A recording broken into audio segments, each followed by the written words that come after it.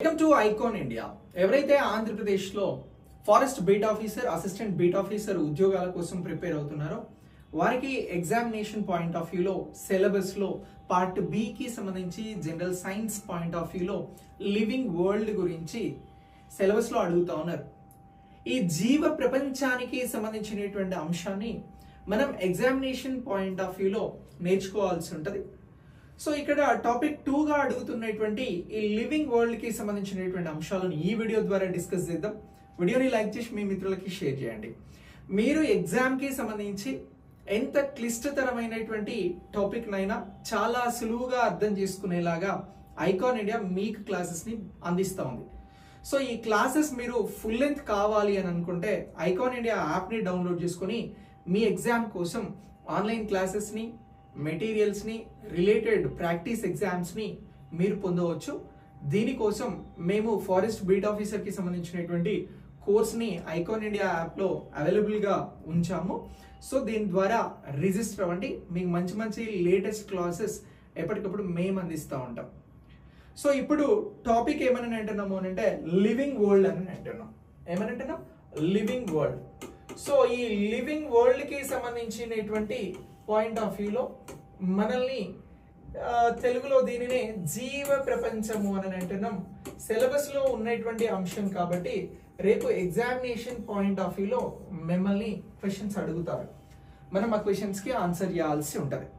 మరి జీవ ప్రపంచం, లివింగ్ వరల్డ్ అనేటువంటి టాపిక్లో అసలు జీవ ప్రపంచం అంటే ఏంటి, జీవ ప్రపంచానికి సంబంధించి మనం ఇక్కడ ఏం గుర్తించాల్సి ఉంటుంది, లివింగ్ వరల్డ్ కి సంబంధించినటువంటి అంశానికి సింపుల్ డెఫినేషన్ అడిగితే ఇక్కడ మనం ఏం చెప్పాల్సి ఉంటుంది అని అంటే జీవులకి సంబంధించి ఈ ప్రపంచం మీద ఉండేటువంటి నివసించేటువంటి జీవులకి సంబంధించి, అలాగే ఆ జీవులకి సంబంధించినటువంటి లక్షణాలను గురించి తెలిపేటువంటిదే లివింగ్ వరల్డ్ అని చెప్పేసి గుర్తుంచుకుంటే సరిపోతుంది. అంటే ఇక్కడ ఏదైతే జీవం ఉన్నదో ఆ జీవానికి సంబంధించినటువంటి లక్షణాలను గురించి చర్చించేటువంటి అంశమే మనం లివింగ్ వరల్డ్ గా గుర్తుంచుకోవాలి. సింపుల్ ఇంతే. జీవ ప్రపంచం అనగా ఏమిటి గుర్తించండి అని చెప్పేసి ఎక్కడైనా ఎవరైనా మిమ్మల్ని అడిగితే ఇక్కడ ప్రపంచంపై ఉన్నటువంటి జీవము, ఆ జీవంకి సంబంధించినటువంటి లక్షణాలు, ఇగో వీటిని గురించి చర్చించే అంశమే, మనం వీటిని గురించి డిస్కస్ చేసేటువంటి అంశమే ఈ జీవ ప్రపంచము. చర్చించేటువంటి అంశాలనే మనం ఏమని అంటున్నాము అని అంటే జీవ ప్రపంచము అని చెప్పేసి అనడం జరుగుతూ ఉంది. సో ఇక్కడ జీవము ఉంటది అని అంటున్నాం, ఆ జీవానికి కొన్ని లక్షణాలు ఉంటవి అని అంటున్నాం. మరి ఆ లక్షణాలు ఏంటి అని రేపు ఎగ్జామినేషన్ లో అడుగుతారు. లివింగ్ వరల్డ్ కి సంబంధించినటువంటి లక్షణాలు, క్యారెక్టరిస్టిక్స్ ఏంటి చెప్పండి అని చెప్పేసి అడిగితే ఇక్కడ జీవం ఉంటది, ఆ జీవనానికి కొన్ని లక్షణాలు ఉంటవి, ఆ లక్షణాలకి సంబంధించినవి ఏంటి గుర్తించండి అన్నప్పుడు మనం 4 అంశాలను ప్రధానంగా గుర్తించాలి. ఎన్ని అంశాలను అని అంటున్నాం? 4. సో ఇక్కడ 4 అంశాలు ప్రధానమైనటువంటి పాత్రను పోషిస్తాయి. లివింగ్ వరల్డ్ కి సంబంధించి, జీవానికి సంబంధించి, ఇక్కడ జీవులకి సంబంధించి 4 అంశాలు ఉంటవి అని అంటున్నాం.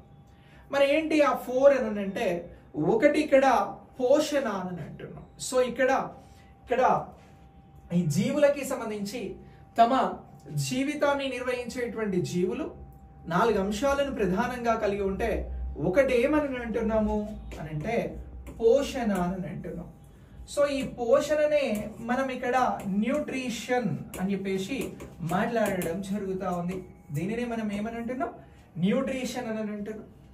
మరి రెండవ అంశం ఏమిటి పోషణ తర్వాత అని అంటే శ్వాసక్రియ అని అంటున్నాం. ఏమని అంటున్నాం? శ్వాసక్రియ అని అంటున్నాం. దీన్నే రెస్పిరేషన్ అని చెప్పేసి పిలవడం జరుగుతూ ఉంది. రెండవ అంశం ఏంటి అని అంటే శ్వాసక్రియ. సో దీన్నే రెస్పిరేషన్ అని చెప్పేసి పిలవడం జరుగుతూ ఉంది అనేటువంటి అంశాన్ని మనం గుర్తించాల్సి ఉంటుంది. మరి ఇందులో 3వ అంశంగా కీలకమైనటువంటిది దేన్ని చూస్తాము అని అంటే రవాణా, ట్రాన్స్పోర్టేషన్ అని అంటున్నాం. 3వ అంశంగా రవాణా అనేది ఉంటుంది.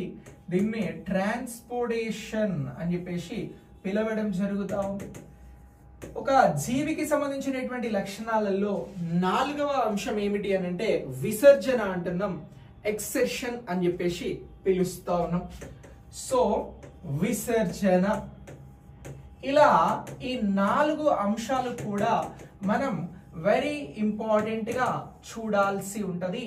దేనికి సంబంధించి అని అంటే ఇక్కడ జీవ ప్రక్రియలకి సంబంధించి, లైఫ్ ప్రాసెస్ కి సంబంధించి, ఇక్కడ జీవితాన్ని నిర్వహించేటువంటి జీవులు ఏవైతే ఉంటాయో వాటిలలో 4 ప్రక్రియలు అనేవి చాలా కీలకం.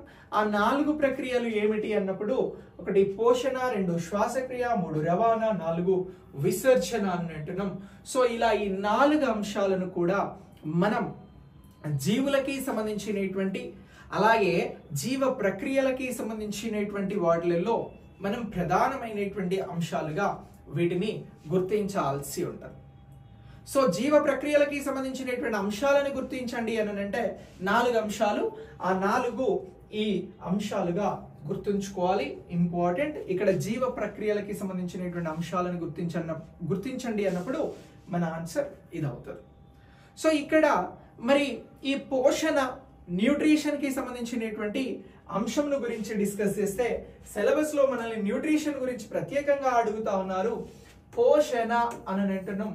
ఈ పోషణకి సంబంధించి, న్యూట్రిషన్ కి సంబంధించినటువంటి అంశం ఏదైతే ఉన్నదో ఈ న్యూట్రిషన్ కి సంబంధించినటువంటి డెఫినేషన్, నిర్వచనం ఏమిటి అని చెప్పేసి అడుగుతారు. సో ఇక్కడ పోషణకి సంబంధించి డెఫినేషన్ ఆఫ్ న్యూట్రిషన్ ఏంటి, పోషణకి సంబంధించిన నిర్వచనం ఏమిటి అని అంటే పోషణ అనేది జీవులకి సంబంధించి వాటి పోషణ, జీవనానికి అవసరమైనటువంటి ఆహారాన్ని పొందేటువంటి ప్రక్రియనే ఇక్కడ మనం జీవులకి సంబంధించినటువంటి శక్తిని పొందేటువంటి ప్రక్రియనే పోషణ అని అంటున్నాం, న్యూట్రిషన్ అని అంటున్నాం. Very simple. సో ఇక్కడ జీవులు ఉన్నాయి, ఏమున్నవి అని అంటున్నాం. సో ఈ లివింగ్ వరల్డ్ కి సంబంధించి ప్రాణంతో ఉన్నటువంటి అన్నింటినీ కూడా మనము జీవంతో ఉన్నటువంటి జీవులుగా భావించడం జరుగుతూ ఉంది. ఈ జీవులకి సంబంధించి ఏం కావాలి ఇక్కడ అని అంటే ఇక్కడ ఆ న్యూట్రిషన్ ని పొందేందుకోసం ఆహారం అనేది కావాలి. సో ఇక్కడ ఫస్ట్ ఏం కావాలి అని అంటున్నాం, ఆహారము అనేది కావాలి, ఫుడ్ అనేది కావాలి. సో ఈ ఫుడ్ ద్వారా ఏమొస్తుంది అని అంటే శక్తి అనేది వస్తుంది. సో పోషణ అనగా అర్థం ఏంటి అని అంటే జీవులు ఇక్కడ నివసించడానికి, బ్రతకడానికి ఆహారం అనేది కావాలి. ఆ ఆహారం ద్వారా ఇక్కడ శక్తిని అనేవి పొందుతాయి. కాబట్టి దీనినే మనం పోషణకి సంబంధించినటువంటి అర్థంగా గుర్తించాల్సి ఉంటుంది. Very simple. పోషణ అర్థం చెప్పండి అని అంటే జీవులు బతకడానికి ఆహారం కావాలి. ఆ ఆహారం పొందేటువంటి ఆహారం ద్వారా ఏదైతే శక్తిని సంపాదిస్తాయో దానిని మనం పోషణకి సంబంధించినటువంటి, న్యూట్రిషన్ కి సంబంధించినటువంటి డెఫినేషన్ గా చూడాల్సి ఉంటుంది. మరి ఇక్కడ పోషణకి సంబంధించి, న్యూట్రిషన్ కి సంబంధించినటువంటి టైప్స్ ఏమైనా ఉంటాయి అని అంటే ఇక్కడ న్యూట్రిషన్ కి సంబంధించినటువంటి టైప్స్ ఆఫ్ న్యూట్రిషన్ ని 2 రకాలుగా డివైడ్ చేయడం జరుగుతూ ఉంది. ఎన్ని రకాలుగా డివైడ్ చేస్తా ఉన్నాము అని అంటే ఏదైతే పోషణ, న్యూట్రిషన్ అనేది ఉందో ఈ న్యూట్రిషన్ అనేటువంటి దానిని మనం 2 టైప్స్ గా ఇక్కడ బైఫర్కేట్ చేయడం జరుగుతూ ఉంది, డివైడ్ చేయడం జరుగుతూ ఉంది. సో ఇక్కడ పోషణకి సంబంధించి న్యూట్రిషన్ ని 2 రకాలుగా డివైడ్ చేస్తా ఉన్నాము అని అంటున్నాం. ఒకటి ఏమిటి అని అంటే స్వయం పోషణ అని అంటున్నాం. ఒకటి స్వయం పోషణ, దీనినే మనం ఇంగ్లీష్ లో ఏమని పిలుస్తా ఉన్నాము అని అంటే ఆటోట్రోఫిక్ న్యూట్రిషన్ అని పిలుస్తా ఉన్నాం.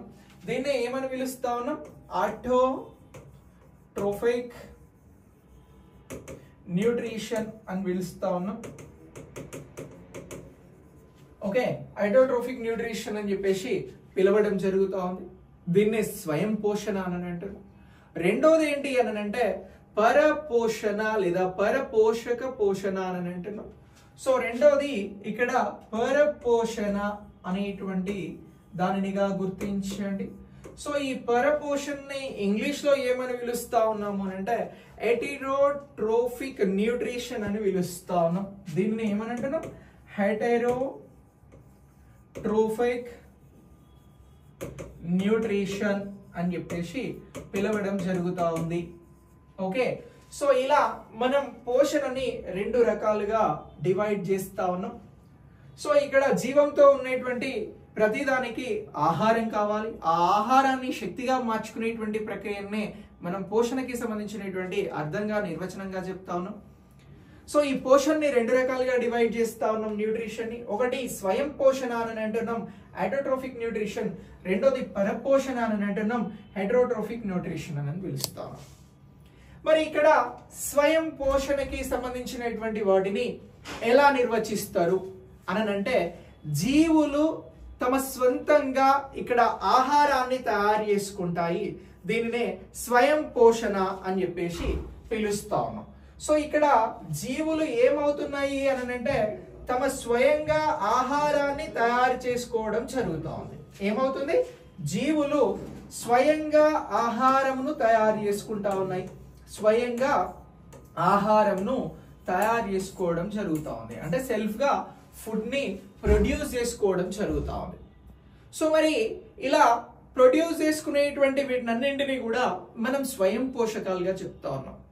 మళ్ళీ ఈ స్వయం పోషకాలకి సంబంధించి ఇక్కడ మనం మాట్లాడుతున్నటువంటి అటోట్రోఫిక్ న్యూట్రిషన్ ని మళ్ళీ మనం 2 రకాలుగా బైఫర్కేట్ చేయాల్సి ఉంటుంది, 2 రకాలుగా విభజించాల్సి ఉంటుంది.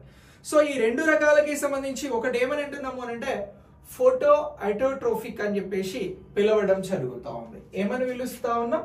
ఇది 2 రకాలుగా డివైడ్ చేస్తా ఉన్నాం.